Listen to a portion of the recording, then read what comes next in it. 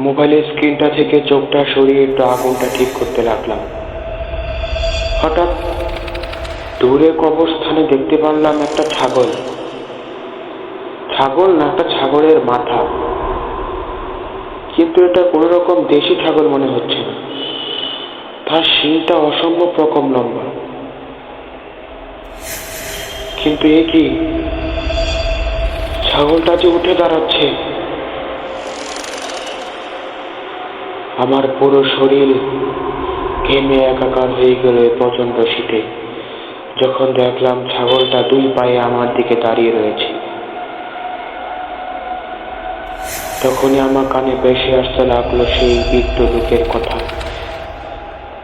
আইবো আইবো, এটা আইবো, এটা একদিনে কিছু না, এটা মেলা পুরাণ, আইবো, সব ধ্বংস করবো, আইবো। রফিক, কই চাই?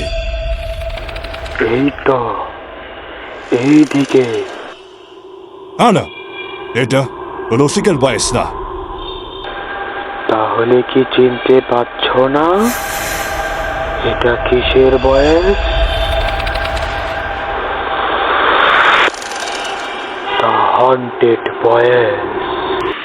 Welcome back. আশা করি আপনারা সবাই ভালো আছেন, সুস্থ আছেন এবং সঠিক পথে আছেন। আমি আল মাহমুদ সুবর্ণ ভালো আছি, সুস্থ আছি এবং সঠিক পথে আছি। কিছু কথা আপনাদের এখন না বললেই নয়, সেটা হচ্ছে এই যে আমরা মেম্বারগণ কারা কারা কি কার্যে আছে বা কারা কারা কোন পর্যায়ে এখন আছে, একটু আপনাদেরকে শর্টে উদ্ধৃত আমি ডিটেলস বলি। বর্তমানে স্পিকার আছি আমরা দুইজন, অর্থাৎ আমি আর আপনারা গতকাল যার ঘটনা শুনেছিলেন মোহাম্মদ আরিফ। স্টোরি কালেক্টর আছি 5 জন, আমি, মাহিদ হাসান, রাহি আহমেদ, ফারহান আল হামিম এবং ইব্রাহিম ফাহিম। কিন্তু ভিডিও এডিটর আছি মাত্র 2 জন, আমি আর প্রমিত হাসান। যদিও আমার ভিডিও এডিটিংটা এত ভালো হয় না, তাও বিপদে পড়ে ঠেলায় পড়ে আমাদের করতে হয়। এখন যে জিনিসটা হচ্ছে, আমরা 2 জন কোনো রকম ভিডিও এডিট করতে পারবো, কিন্তু স্পিকার এই মুহূর্তে আমাদের দরকার। তা যদি কেউ থাকেন যে আপনি ঘটনা পড়তে পারবেন, তাহলে প্লিজ ডিসক্রিপশনে দেওয়া ফেসবুক লিঙ্কে যোগাযোগ করুন, আমরা আপনার মেসেজের আশায় রইলাম। এখন আরেকটা জিনিস যেটা বলতে হয়, আপনারা কালকের আগের দিন যে ঘটনা শুনেছিলেন এ ওল্ড কার্স পার্ট 1, এখানে মূলত একটু এডিটিংটা সমস্যা হয়েছিল, কারণ আমার ভয়েস থেকে ব্যাকগ্রাউন্ড মিউজিকটা একটু বেশি শোনা যাচ্ছিল। আর একটা কারণ আছে, কারণ আপনারা গতকাল যে ঘটনা শুনেছিলেন 1971 সালে একটা ভয়াল রাত, এটি মূলত ছাড়ার কথা ছিল সেই দিন, কিন্তু যখন আমাদের এডিটর প্রমিত হাসানের একটু কিছু টেকনিক্যাল সমস্যা হয়, এই কারণে তিনি ছাড়তে পারেনি। তাই আমাকে একটু তাড়াতাড়ি করে এডিট করে ছাড়তে হয়, তাই আমি এত টাইমও পাইনি আর তো চেক করার সময় ছিল না, তাই মূলত এই সমস্যাটা হয়। তবে সমস্যা নেই, এখন চেষ্টা করব এই এডিটটা একটু ভালো করে করতে পারি। চলুন আর বেশি কথা বলবো না, এখন পড়বো ওল্ড কার্সের পার্ট 2। যারা আপনারা পার্ট 1 শুনেন নাই, একটু গিয়ে শুনে আসতে পারেন আমাদের চ্যানেলে গিয়ে। আর প্লিজ আমাদের চ্যানেলটিকে সাবস্ক্রাইব করুন, লাইক করে দিন, আর আপনি কি ধরনের ঘটনা চাচ্ছেন বলতে পারেন।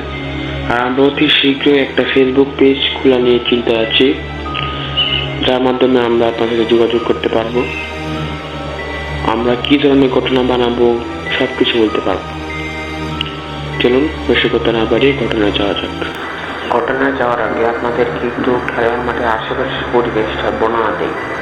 এই যে খেলার মাঠ, তার পাশে ছিল একটা ধানের জমি, এবং তার পাশে ছিল আরেকটা ধানের জমি, এবং তার পাশে ছিল একটা পারিবারিক কবরস্থান।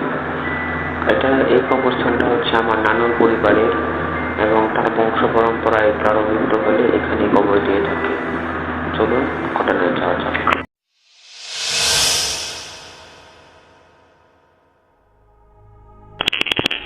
তাই আজকে আমি বাড়িতে না গিয়ে মাঠের পাশে কোনো একটা জায়গায় বসে মোবাইল টিপতে থাকবো, এই পয়লা সিদ্ধান্ত নিই এবং আমি সেটাই করি।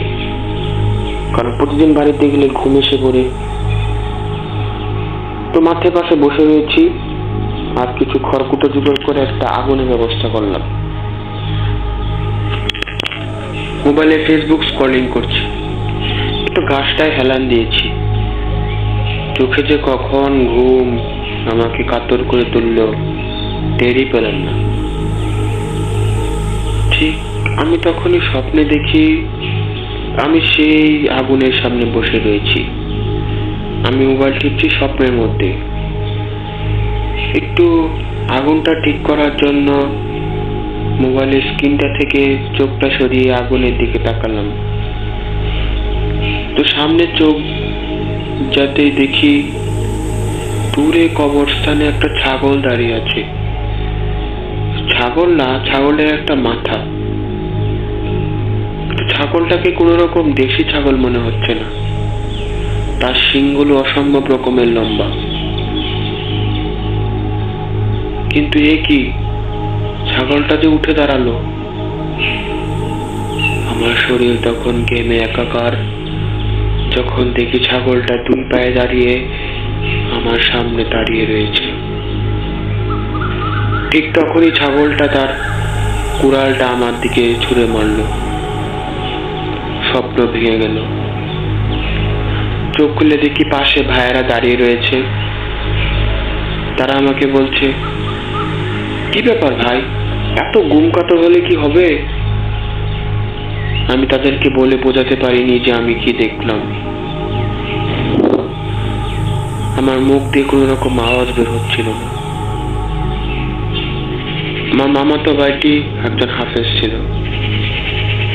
এবং সে আমার মনের অবস্থা বুঝতে পারে। সে আমার কাছে আসে এবং বলে, ভাই তোমার কি কোনো সমস্যা হয়েছে? বেশ কয়েকদিন ধরে আমি তোমাকে একটু অন্যরকম দেখছি। আমি তারপর কাঁদো কাঁদো কণ্ঠে আমি তাকে সবকিছু বলি, শুধু আজকেরটা না, একদম সে বাসা থেকে জুম্মার দিন থেকে। সে এটাতে কিছু বুঝতে পারে না, কিন্তু তাও সে এটাকে স্বাভাবিক মনে করে না। তাই সে আমাকে আয়াতুল কুরসি, সূরা ইখলাস, সূরা নাস এবং সূরা ফালাক পড়ে আমার শরীরটা বদ্ধ করে দেয়।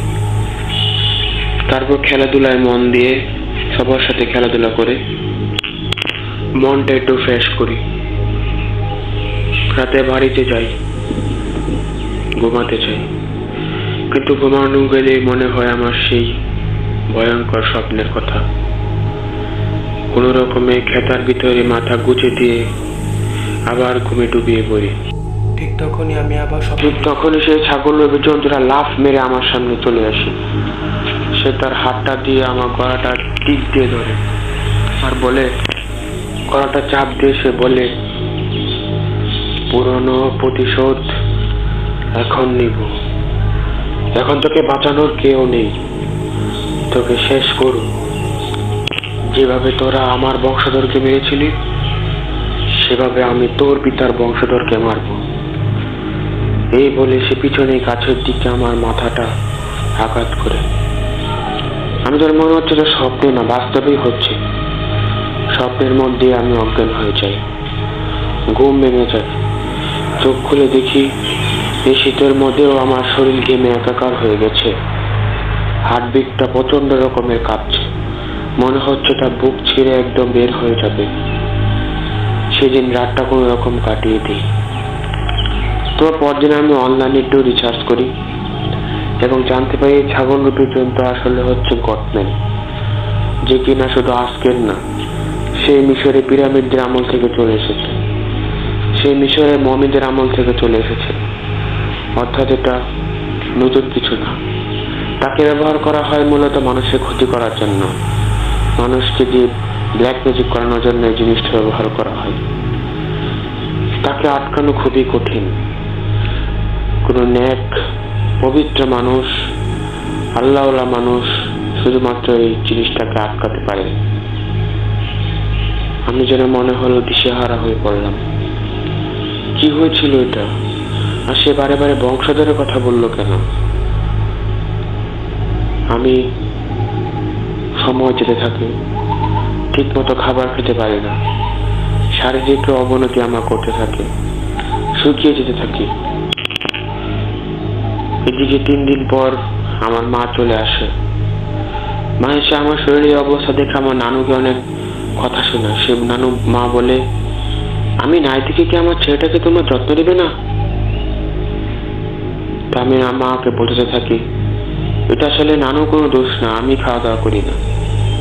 কিন্তু মাকে সত্যি কথা বলি না। তারপর যেতে থাকে সময় 1 দিন 2 দিন, মাও আমার মধ্যে এই অস্বাভাবিকতা লক্ষ্য করে। একদিন তিনি আমার কাছে আসে এবং বলে, আচ্ছা বলতো তুই, তোর মাঝে কোনো সমস্যা হচ্ছে? কদিন ধরে আমি তোকে একটু অন্যমনস্ক দেখছি, আমি আর নিজেকে থামাতে পারি না।